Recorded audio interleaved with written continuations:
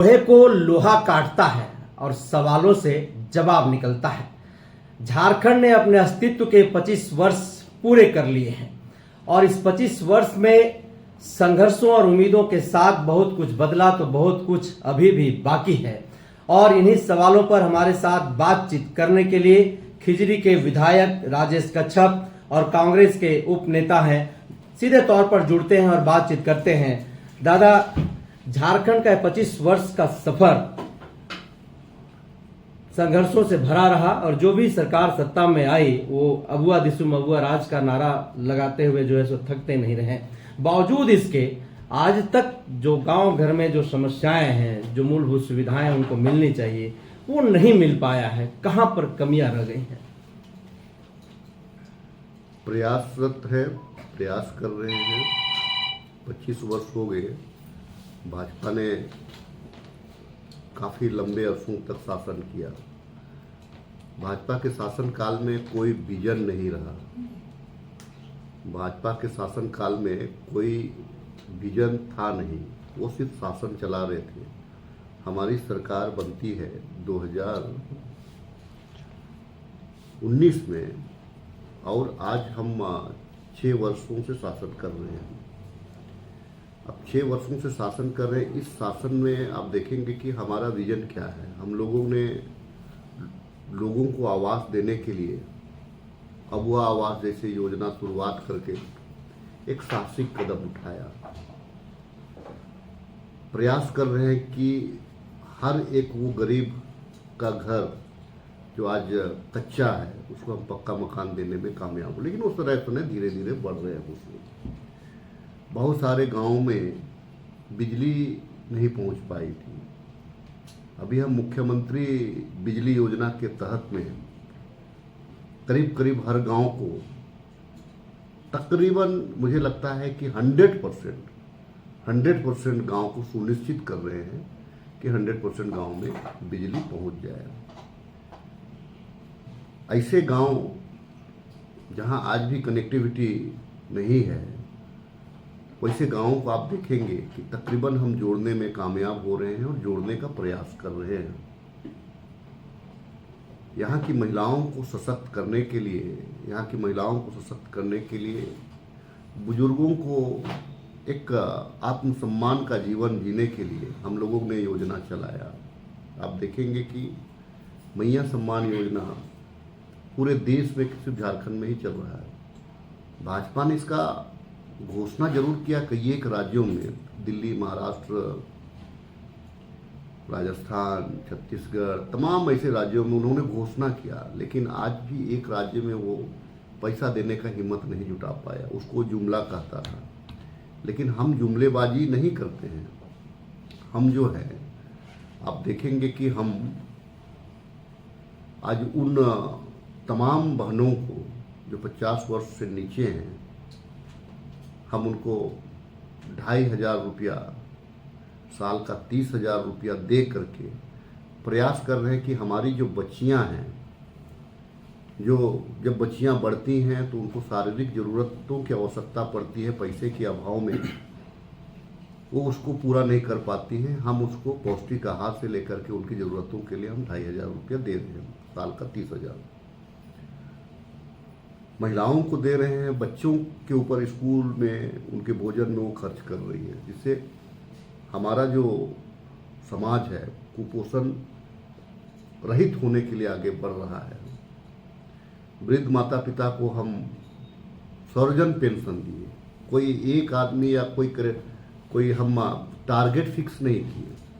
सर्वजन pension that's means कि सारे लोगों को A to Z, ठीक है, हमने सर्वजन पेंशन देने का प्रयास किया। हम लोगों ने कई एक ऐसी नियुक्तियां हैं, चाहे वो JPSC हो, शिक्षक हो या जितने, हमने प्रयास किया कि भाई आपको हम नौकरी की ओर जो अड़चनें थी उन तमाम अड़चनों को दूर करते हुए, कोर्ट से लड़ते हुए हम उनको नियुक्तियां दे रहे हैं। दूसरा चीज़ है कि आप देखेंगे कि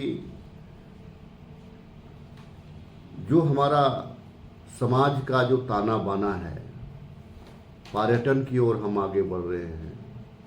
जो झारखंड आंदोलनकारी रहे उनको हम पेंशन, उनको चिन्हित करके हम पेंशन दे रहे हैं। कई कैसे काम, बच्चों को उच्च क्वालिटी की शिक्षा ग्रहण करने के लिए हम विदेशों तक भेज रहे हैं। हम यहाँ पे एक जनजातीय छात्रावास का निर्माण कर रहे हैं। जनजातीय शिक्षा का पढ़ाई को हमने शुरू कर दिया है। तो अभी इसमें कंटिन्यूअस अभी इसको हमको आगे प्रोसेस में करना है। जो झारखंड का जो डिमांड से जो सोच है, उस सोच के तहत में हम उसमें काम कर रहे हैं। यहाँ पे अगर कोई चीज़ का दिक्कत है, राजधानी होने के बाद में, चूंकि यह क्षेत्र 5th शेड्यूल क्षेत्र था, यहाँ जमीन का ही लेकर के यहाँ पे लॉ एंड ऑर्डर खराब होता है। जिस दिन यहाँ पे हम उस दिशा में भी आगे बढ़ेंगे कि CNT SPT एक्ट के तहत जो CNT और SPT लैंड के अंतर्गत जो आते हैं जो समूह, उनको कैसे संरक्षित किया जाए। यहाँ पे उद्योग को हम कैसे बढ़ावा दें ताकि ज़्यादा हम, आप देखेंगे कि टेक्सटाइल के क्षेत्र में भी हमने कई एक जगहों पे हमने टेक्सटाइल इंडस्ट्रीज को खोला है और लोग जो है कि आज वहाँ पे रोजगार भी पा रहे हैं। ये तमाम कई एक चीज़ें हैं जिस पे झारखंड काम करे। और समय अगर हमको केंद्र से अगर हमको प्रॉपर एक लोकतांत्रिक व्यवस्था में संघीय ढांचे के आधार से हमको अगर मदद मिलता, तो हमको नहीं लगता है कि झारखंड को हमें एक ऐसे मुकाम में पहुंचाते जिसकी लालसा तमाम झारखंड वासियों ने देखा है। लेकिन केंद्र में भाजपा की सरकार है, वो हमेशा पैसे की कटौती करता है। वो आज देखिएगा तो आंगनबाड़ी को हम दे रहे हैं पैसा, आंगनबाड़ी का उन्होंने पैसा रोक दिया। मनरेगा का पैसा उन्होंने रोक दिया, मनरेगा में वो पैसा नहीं दे रहा है। प्रधानमंत्री आवास में वो पैसा नहीं दे रहा है। वो जो वृद्धा पेंशन जो पैसा आता है, वो पैसा वो उन्होंने रोक के रखा हुआ है। तो ये तमाम चीज़ है उनके द्वारा जो छलिया नीति है, उनके द्वारा जो राजनीति द्वेष की वजह से जो हमारे साथ में जो वो संघीय ढांचा का जो पालन नहीं कर रहा है, जिसकी वजह से थोड़ा हमको परेशानी होती है। और नहीं तो राज्य हमारा धनी है, राज्य के लोग मेहनती हैं, हम आगे बढ़ रहे हैं और निश्चित तौर से एक दिन वो मुकाम करेंगे कि यहाँ पे 100% लोगों को हम काम काज से जोड़ सकते हैं। झारखंड खनिज संपदाओं के लिए तो जाना जाता है, लेकिन हम बेरोजगारी की बात करें, पलायन की बात करें, विस्थापन की बात करें, तो आज भी जयों का तयों है। आज भी लोग उसके लिए संघर्ष कर रहे हैं, जदोजहद की लड़ाई लड़ रहे हैं। ये आप सिस्टम की विफलता मानते हैं या फिर सियासत? देखिए दो चीज़ है। सिर्फ माइनिंग करने से भी नहीं होता है। माइनिंग को देखिएगा तो विस्थापन वहाँ नहीं है। हम दोनों चीज़ को हमको देखना है। अब माइनिंग राज्य हमारा हमें खनिज संपदा से भरा है, हम अगर पूरा को खखोरेंगे तो जाहिर सी बात है कि हमारा जो है कि लोगों को विस्थापन का दंश झेलना पड़ेगा। तो उसी में बैलेंस करते हुए जहाँ पे काम हुआ है उन जगहों पे काम, उन माइंसों पे काम हो रहा है। लेकिन नए जगहों पे करने से आपका जो है विस्थापन भी तो है। आप वहाँ के लोगों को कहाँ लीजिएगा? तो चूँकि जल जंगल जमीन का प्रदेश है, आदिवासी बहुल राज्य है, तो जंगल में ही लोग रहते हैं, ज़्यादातर संख्या जंगलों में ही रहते हैं। तो विकास का पैमाना इसे नहीं जोड़ना चाहिए कि हमको सिर्फ पैसा अर्जित करना है। हमको देखना होगा कि सामाजिक व्यवस्था, लोगों को कैसे सहूलियत हो, लोगों की इच्छा क्या हो, इसमें भी आपको काम करना पड़ता है। सिर्फ पैसा बाकी लोग जो शहरों में रह रहे हैं वो तो पैसा बोलेंगे, और बहुत सारे लोग तो यहाँ पे वही लोग ज़्यादातर बोलते हैं जो यहाँ के मूलवासी नहीं हैं, वही ज़्यादातर इस चीज़ को हल्ला करते हैं। लेकिन जो पत्रकार यहाँ पे समझते हैं झारखंड को, या जो लोग झारखंड को समझते हैं, वो जंगलों नदियों में रहने वाले लोगों के बारे में भी सोचते हैं। तो आज तो हम पहाड़ों जंगलों नदियों में रहने वाले लोगों को भी संरक्षित हमको करना मेरा परम कर्तव्य है। तो निश्चित तौर से हम उस दिशा में माइनिंग होगा, लेकिन वो अंधाधुंध माइनिंग नहीं होगा। आप अनुसूचित जनजाति से आते हैं। इस 25 वर्ष का जो झारखंड का सफर रहा है, इस यात्रा में इस समुदाय ने कितना विकास किया है? देखिए, अगर मैं देखूं तो झारखंड को भी और काफ़ी आगे चलना है। हम लोगों ने सरकार की ओर से बहुत प्रयास किया है, लेकिन एक चीज़ है, खास करके आदिम जनजाति या ट्राइब्स या प्रिमिटिव ट्राइब्स के लिए अभी और कुछ करना बाकी है। बहुत सारे प्रिमिटिव ट्राइब जो हैं भूमिहीन हैं, उनको आपको मुख्य धारा में ला करके उनको समाज से जोड़ने की ज़रूरत है। आज भी बहुत सारे ऐसे लोग हैं जो आज भी नहीं जुड़े हुए हैं। आज